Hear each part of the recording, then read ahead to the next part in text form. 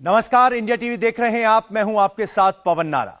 2023 विधानसभा चुनाव का आज सबसे ज्यादा निर्णायक दिन था। आज चुनावी मैदान में प्रधानमंत्री नरेंद्र मोदी थे, राहुल गांधी थे, गृह मंत्री अमित शाह थे, भूपेश बघेल थे, कमलनाथ, यूपी के सीएम योगी आदित्यनाथ थे, वसुंधरा राजे थी। आज सारे सर्वे भी आउट हो गए। कल से विधानसभा चुनाव का पहला प्रचार बंद हो जाएगा। प्रधानमंत्री नरेंद्र मोदी ने आज पब्लिक को क्या अनुमान बताया? राहुल गांधी के लिए जो नंबर लिखकर दिए थे, क्या वो सही बैठ गए? क्या अरविंद केजरीवाल की एंट्री राहुल गांधी के लिए खतरे की घंटी है? क्या अखिलेश यादव मैदान में कमलनाथ को हराने के लिए आए हैं? और क्या वसुंधरा राजे सच में रिटायरमेंट ले रही हैं? 3 दिसंबर को नतीजा क्या आएगा? रुझान क्या आ रहे हैं? आज का रुझान क्या कहता है? पूरी एक्सक्लूसिव रिपोर्ट देखिए।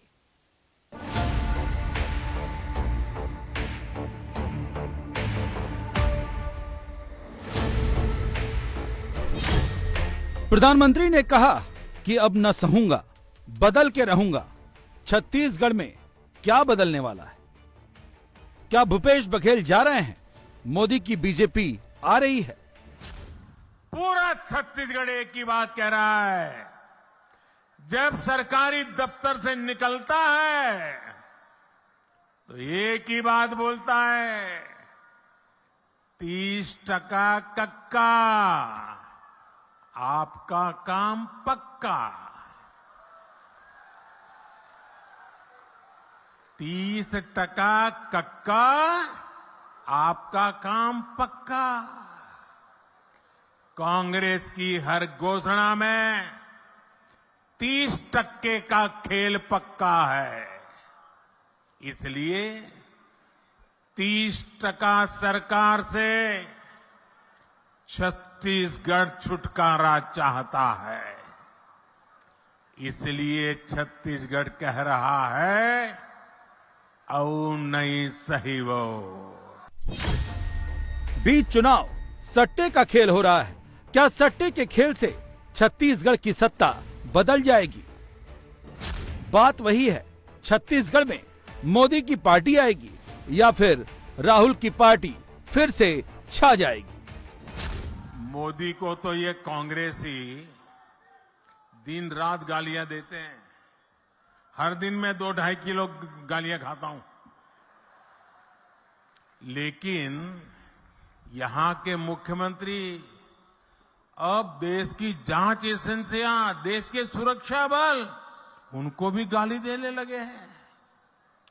इन साथियों पर भी अनाप शनाप आरोप लगा रहे हैं। लेकिन मैं छत्तीसगढ़ के अपने भाइयों और बहनों को कहूंगा, ये मोदी है, गालियों से डरता नहीं है।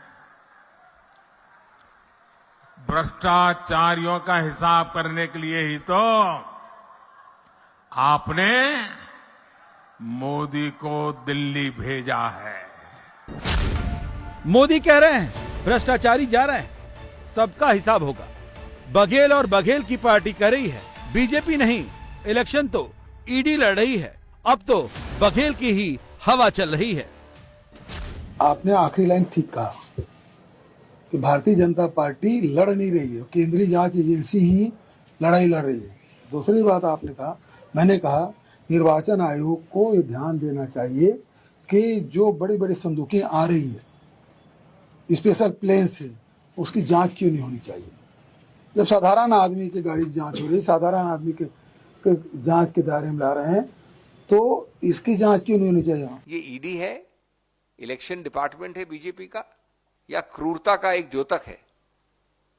और ये सब होता है लगभग एक ऐसी चीज के विषय में जो 1-1.5 साल पहले से चल रही है। आज ये प्रवर्तन निदेशालय जिसको कहा जाता है, जिसने अपनी पूरी विश्वसनीयता खो दी है, खत्म कर दी है, वो आज झूठ का कार्यालय है, प्रवर्तन कार्यालय नहीं है। पूरी तरह से झूठ का पुलंदा है। तोता अगर किसी को आप कह सकते हैं तो तोता ये है। ऐसे ही नहीं बनाया गया है फर्जी मामला, ऐसे ही नहीं कस रहे हैं नकेल क्योंकि वो जानते हैं कि जीत रहे हैं भूपेश बघेल। छत्तीसगढ़ का पूरा फोकस अब भ्रष्टाचार पर हो गया है। जब से ईडी ने महादेव सट्टा ऐप में भूपेश बघेल का नाम जोड़ दिया है, मोदी से लेकर पूरी बीजेपी बघेल के पीछे लग गई है। पूरी कांग्रेस बघेल को महादेव ऐप के जाल से निकालने में जुट गई है। मोदी कह रहे हैं बीजेपी आएगी, बघेल की फौज जेल जाएगी। पीएससी घोटाले और महादेव ऐप घोटाला तो चर्चा में है ही। कांग्रेस सरकार के रिपोर्ट कार्ड में घोटालों की कमी नहीं है। अगर मैं भी बोलने जाऊंगा हर घोटाले की वर्णन तो शायद मेरा अगला कार्यक्रम लेट हो जाएगा। 2000 करोड़ रुपए का शराब घोटाला, 500 करोड़ रुपए का सीमेंट घोटाला, याद है ना? आपको याद है कि भूल गए हो? 5000 करोड़ रुपए का चावल घोटाला, 1300 करोड़ रुपए का गोठान घोटाला, 700 करोड़ रुपए का डीएमएफ घोटाला, 500 करोड़ रुपए का चावल कस्टम मिलिंग घोटाला, सैकड़ों करोड़ रुपए का कोरोना के सेस का घोटाला। छत्तीसगढ़ को लूटने का कांग्रेस ने कोई भी मौका नहीं छोड़ा है। मैं फिर आपको विश्वास दिलाता हूं, राज्य में भाजपा सरकार बनने के बाद ऐसे घोटालों की सख्ती से जांच की जाएगी। आपका पैसा लूटने वालों को जेल भेजा जाएगा। महादेव ऐप भ्रष्टाचार कांड को बीजेपी हाइप पर ले जा रही है, क्योंकि आरोपियों की लाइन मुख्यमंत्री के तिजोरी तक जा रही है। ईडी का आरोप है भूपेश बघेल ने सट्टेबाजी कराने वाले महादेव ऐप के प्रमोटरों से 508 करोड़ रुपए लिए हैं। कैश डिलीवर करने वाले असीम दास के मोबाइल और ईमेल से मिले इलेक्ट्रॉनिक दस्तावेज से भूपेश बघेल को 508 करोड़ रुपए दिए जाने के प्राइमरी सबूत मिले हैं। असीम की कार और घर से ईडी को 5 करोड़ 39 लाख रुपए मिले हैं और महादेव ऐप के बेनामी बैंक खातों में जमा 15 करोड़ 59 लाख रुपए को वो फ्रीज कर चुकी है। मैंने तो सुना है कि नेता यहाँ के दबी जबान में हमारे यहाँ मैसेज पहुंचा रहे हैं। हम भी देख लेंगे, हम भी तुम्हारे यहां कहीं पैसे रखवा दे करके पुलिस भेज देंगे। ये धमकियां किसको दे रहे हो?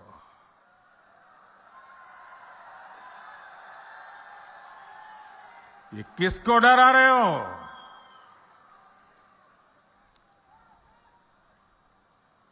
ये जनता है, सब कुछ जानती है। महादेव ऐप पर छत्तीसगढ़ की पूरी सियासत घूम गई है। क्या छत्तीसगढ़ में सट्टा लगा देगा बघेल की साख पर बट्टा? वोटिंग को सिर्फ 3 दिन है। भ्रष्टाचार के नए खुलासे के बाद छत्तीसगढ़ का ओपिनियन पोल क्या है? इंडिया टीवी सीएनएक्स का फाइनल ओपिनियन क्या कहता है? छत्तीसगढ़ का कौन सा इलाका राहुल के पास जा रहा है, कौन सा मोदी के पास? उत्तरी छत्तीसगढ़ जहां 14 सीटें हैं, 3 लोकसभा क्षेत्रों सरगुजा, रायगढ़ और कोरबा में बटी हुई हैं। 2018 में 14 की 14 सीटें कांग्रेस ने जीत ली थी। बीजेपी का स्कोर यहां 0 था। दूसरा छत्तीसगढ़ का दक्षिणी इलाका, जिसे बस्तर के नाम से जानते हैं, बस्तर और कांकेर को मिलाकर यहां विधानसभा की 12 सीटें हैं। 2018 में कांग्रेस ने इन 12 में से 11 सीटें जीती थी। तीसरा इलाका जो सबसे बड़ा है, सेंट्रल छत्तीसगढ़ का, जहां विधानसभा की 64 सीटें हैं, जिसमें बिलासपुर, जांजगीर चांपा, राजनांदगांव लोकसभा आती है। 2018 में कांग्रेस ने यहां की 43 सीटें जीती थी, बीजेपी को सिर्फ 14 मिली थी। इंडिया टीवी सीएनएक्स के ताजा सर्वे में तीनों रीजन से क्या खबर आ रही है? देखिए, कांग्रेस पार्टी अभी भी आपको बढ़त में दिखाई देगी। 10 सीटें इन 14 में से कांग्रेस पार्टी जीत सकती है, ये हमारा सर्वे बताता है। 4 सीटें भारतीय जनता पार्टी जीतती हुई दिखाई देती है। अभी जब हम ये सर्वे कर रहे हैं तब तो 4 और 10 ये अनुपात दिखाई दे रहा है भारतीय जनता पार्टी और कांग्रेस का। बीजेपी ने पिछली बार के अपने सबसे खराब प्रदर्शन को कुछ बेहतर किया है, 4 सीटों तक पहुंच रही है। ये 12 सीटें हैं देखिएगा, और यहां भारतीय जनता पार्टी 4 सीटें, कांग्रेस पार्टी 8 सीटें जीतती हुई दिखाई दे रही है। देखिए भारतीय जनता पार्टी इस क्षेत्र में आज की परिस्थिति में 27 सीटें जीतती हुई हमें दिखाई देती है, और ये एक बहुत बड़ा इंप्रूवमेंट है 2018 की तुलना में। 14 सीटें ज्यादा 2018 से है इस क्षेत्र में। लेकिन अभी भी कांग्रेस पार्टी इस क्षेत्र में भी नंबर 1 पार्टी बनकर 34 सीटों के साथ जीत हासिल कर सकती है। बीजेपी छत्तीसगढ़ के तीनों रीजन में गेन कर रही है, लेकिन ये गेन उतना नहीं है कि छत्तीसगढ़ में बीजेपी की सरकार बन जाए। कांग्रेस को 16 सीटों का नुकसान दिख रहा है, लेकिन सरकार तो कांग्रेस की ही बनती दिख रही है। भारतीय जनता पार्टी 3 सीटें अन्य के खाते में जा सकती हैं, अन्य जीत सकते हैं। तो एक बार फिर मतलब साफ है, 46 सीटें चाहिए सरकार बनाने के लिए, पूर्ण बहुमत की सरकार बनाने के लिए। उससे ज्यादा 6 सीटें ज्यादा और कांग्रेस पार्टी जीतती हुई दिखाई देती है। मतलब एक बार फिर दूसरी बार लगातार कांग्रेस पार्टी अपनी सरकार बना सकती है छत्तीसगढ़ के अंदर। छत्तीसगढ़ में कांग्रेस की सरकार रिपीट हो सकती है, और 15 साल राज करने वाली भारतीय जनता पार्टी को हो सकता है 10 बरस का ये वनवास कम से कम झेलना पड़े। ऐसा सर्वे को देखकर के अभी लगता है। अब ये महादेव ऐप वाला मामला, भूपेश बघेल को 500 करोड़ रुपया मिला, इस किस्म के आरोप और आक्षेप, इनका कितना असर पड़ेगा, ये बीजेपी इसको कितना अपने कैंपेन में आगे बढ़ा पाती है, वो देखने लायक होगा। छत्तीसगढ़ में बीजेपी के लिए कोई अच्छी बात नहीं दिख रही। महादेव ऐप का किस्सा पब्लिक सुन तो रही है, लेकिन मन नहीं बदल रही। बात सिर्फ एक है, कांग्रेस के पास भूपेश बघेल जैसा फेस है जो बीजेपी के पास नहीं है। अब एक और रोचक सवाल पूछा गया इस सर्वे में कि छत्तीसगढ़ में भारतीय जनता पार्टी ने अपना कोई चेहरा प्रोजेक्ट नहीं किया, इसका फायदा किसको मिला, आप क्या समझते हैं? 54% लोग ये मान रहे हैं कि इसका फायदा कांग्रेस पार्टी को मिला है। मतलब अगर रमन सिंह को या किसी और को चेहरा बनाया होता, ये बताया होता कि हम जीते तो ये मुख्यमंत्री बनेंगे, तो इसका भारतीय जनता पार्टी को लाभ होता, ऐसा ज्यादातर लोगों को लगता है। छत्तीसगढ़ की पॉलिटिक्स के अल्फाबेट में एबीसी नहीं, ईडी चल रहा है। चल तो राजस्थान में भी रहा है। छत्तीसगढ़ में ईडी ने बंडल पकड़ा है, लेकिन ये चुनाव में कितना चलेगा, ये 3 दिन बाद वोटिंग के दिन ही पता चलेगा। लेकिन इस चुनाव में एक और फैक्टर चल रहा है, मंडल कमंडल का। कांग्रेस एक ओबीसी प्रधानमंत्री को भी सुबह शाम पानी पी पी करके गाली देती रहती है। चलो भाई, आपको पेट में दर्द होता है कि एक ओबीसी कैसे प्रधानमंत्री बन गया, अब मोदी को गालियां दे रहे हैं। चलो, मोदी गरीब का बेटा है, आपको तो हक है गालियां देने का। आपके मन में मोदी के लिए नफरत है, उसकी जाति के लिए नफरत है, गालियां देते जा रहे हैं। लेकिन कांग्रेस को, मोदी को जितनी भी गालियां दीजिए, परमात्मा और मेरे देश की माताएं बहनें मोदी की रक्षा करेगी। लेकिन ओबीसी को गाली देना बंद कीजिए। हर ओबीसी को ये बताना चाहिए, कांग्रेस पूरे ओबीसी समाज को क्यों गालियां दे रही है। मोदी अगर ओबीसी हैं तो इसमें पूरी ओबीसी जाति का क्या गलती है भाई? आखिर क्यों कांग्रेस छत्तीसगढ़ के साहू समाज को गालियां दे रही है? क्यों कांग्रेस पूरे साहू समाज को चोर बता रही है? कांग्रेस के एक नेता, मैं नाम नहीं लेना चाहता, मोदी को गालियां देने के साथ ही पूरे ओबीसी समाज को गालियां देते फिरते हैं, और मोदी पूरे समाज को चोर कह दिया। कोर्ट ने सजा ठोक दी, और सुप्रीम कोर्ट ने भी सजा माफ नहीं की, जेल जाने की मैं थोड़ा मौका थोड़ा लंबा कर दिया है। बस मैं जानता हूं छत्तीसगढ़ का ओबीसी समाज, पूरे देश का ओबीसी समाज ऐसी कांग्रेस को कभी माफ नहीं करेगा। छत्तीसगढ़ में आदिवासियों के साथ साथ ओबीसी की एक बहुत बड़ी आबादी रहती है। अकेले साहू समाज छत्तीसगढ़ में करीब 12% है। प्रधानमंत्री नरेंद्र मोदी ने ऐसे ही छत्तीसगढ़ में ये बात नहीं कही, यहाँ से राहुल को भी सुनाया और ओबीसी वोटर को भी बताया। छत्तीसगढ़, मध्य प्रदेश, राजस्थान में ओबीसी, दलित, आदिवासी वोट बहुत अहम है। यहाँ दुर्ग से मोदी ने सुनाया तो आदिवासियों के गढ़ जगदलपुर से राहुल गांधी का जवाब आया। आज अपने भाषण में उन्होंने कहा कि हिंदुस्तान में एक ही जात है और वो है हिंदुस्तान का गरीब। मतलब नए भाषण में कह रहे हैं कि इस देश में ना दलित हैं, ना आदिवासी हैं, ना पिछड़े हैं, और हम सब जानते हैं कि इस देश में आदिवासी हैं, आदिवासी भाषाएं हैं, आदिवासी संस्कृति है, आदिवासी इतिहास है, दलित हैं, दलितों के साथ अपमान किया जाता है, उनको हर रोज तंग किया जाता है, पिछड़ों को जो हक मिलना चाहिए उनको नहीं मिलता। और आज हिंदुस्तान के प्रधानमंत्री कहते हैं हिंदुस्तान में सिर्फ एक जात है और वो गरीब। अच्छा, अगर सिर्फ एक जात है तो आप अपने आप को ओबीसी क्यों कहते हो? हर भाषण में आप क्यों कहते हो कि मैं ओबीसी हूं? और आपने अपने शब्द क्यों बदले? मैंने 3-4 बार अपने भाषणों में कहा कि वनवासी आदिवासियों पर अपमान है। आप अपने भाषण में आज वनवासी क्यों नहीं कहते? क्योंकि आप जानते हो कि जो आपकी सोच है वो आदिवासियों की अपमान की सोच है। इसलिए आपने अपने शब्द बदले मगर आपने अपनी सोच नहीं बदली। नरेंद्र मोदी जी, आप अपनी सोच बदलिए। कांग्रेस कह रही है कि ईडी मतलब इलेक्शन डिपार्टमेंट है। ये क्यों कह रही है? क्योंकि ईडी का हल्ला राजस्थान में भी हो रहा है। मुख्यमंत्री अशोक गहलोत के बेटे वैभव गहलोत से ईडी पूछताछ कर चुकी है। इसके अलावा गहलोत के करीबी और प्रदेश कांग्रेस के अध्यक्ष गोविंद डोटासरा और उनके बेटे भी ईडी के रडार पर हैं। डोटासरा के घर भी ईडी पहुंच चुकी है। उधर बीजेपी राजस्थान का चुनाव अब फ्रंट पर लड़ रही है। कल तक रिटायरमेंट की बात करने वाली वसुंधरा नॉमिनेशन करने के बाद रिटायरमेंट से मना कर रही हैं। गहलोत को घर बैठाने का दावा कर रही हैं।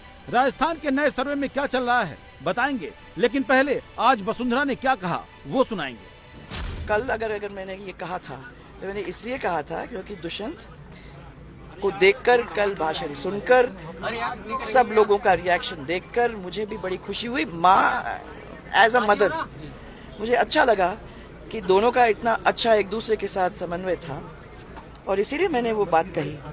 पर मैं आपको ये बहुत क्लियर करना चाहती हूँ कि कहीं नहीं जा रही हूँ, मैं अभी नॉमिनेशन फाइल करके ही निकल रही हूँ, तो कहीं रिटायरमेंट की बात मत अपने ध्यान में रखना। एक चीज़ और मैं ध्यान करना चाहूँगी, आप लोगों को देना चाहूँगी कि अशोक गहलोत जी की सरकार ने अभी तक इस प्रदेश के साथ छलावा करके, कपट करके राज करने का काम किया है।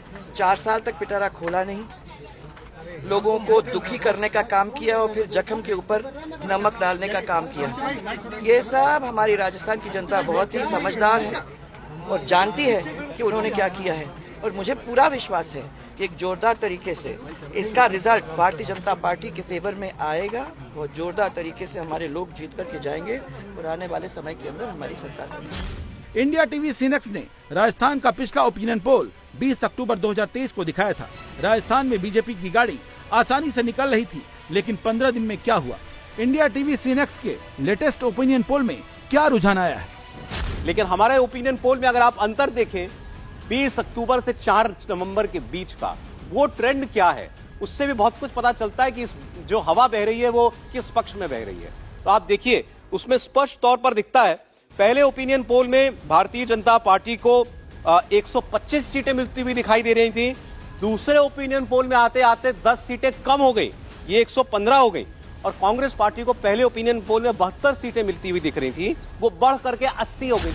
उधर मध्य प्रदेश में भी बीजेपी ने छत्तीसगढ़ और राजस्थान की कांग्रेस सरकारों के करप्शन को ही मुद्दा बनाया है। मध्य प्रदेश में सर्वे बता रहा है कि मामला नेक टू नेक है। बीजेपी के लिए कांग्रेस का भ्रष्टाचार ही वो ब्रेक है जो उसकी गाड़ी को रोक देगा। कांग्रेस पार्टी 4C फॉर्मूला पर चलती है। C for corruption, C for commission, C for communal दंगे और सी फॉर क्रिमिनलों की पॉलिटिक्स।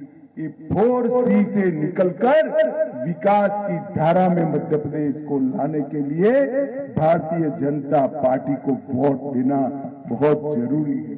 छत्तीसगढ़ में रामनवमी के जुलूस पे लाठीचार्ज करवाती है, पर्व और त्योहारों को शांतिपूर्ण तरीके से नहीं मनाने देती है, लेकिन दूसरी तरफ लव जिहाद के लिए वर्ग विशेष के उपद्रवियों को प्रोत्साहित करके संरक्षण भी देने का काम करती है। लव जिहाद धोखे से हिंदू बालिकाओं के साथ छल और कपट करके बहकाने का प्रयास। उत्तर प्रदेश में हमने कानून बनाया, अगर कोई दुस्साहस करता है कानून के शिकंजे में कस करके उसको पूरी तरह तेल निकाल दिया जाता है। बीजेपी की टॉप लीडरशिप छत्तीसगढ़, राजस्थान, मध्य प्रदेश जहां जा रही है वहां कांग्रेस के भ्रष्टाचार को ही सुना रही है, लेकिन मध्य प्रदेश में कमलनाथ कह रहे हैं इस बार तो कांग्रेस ही आ रही है। हर वर्ग तरसते, हर वर्ग परेशान है और मध्य प्रदेश की तस्वीर आज सब पहचान रहे हैं। सब मिलकर मध्य प्रदेश का भविष्य सुरक्षित रखेंगे और हमारी जो सीटें हैं हमें चिंता बिल्कुल नहीं है। ये मुझे मध्य प्रदेश के मतदाताओं पर पूरा विश्वास है। मैं कभी सीटें नहीं बोलता, वो शिवराज से कहते हैं। कितने सीटें जीतेंगे ये मध्य प्रदेश की जनता तय करेगी।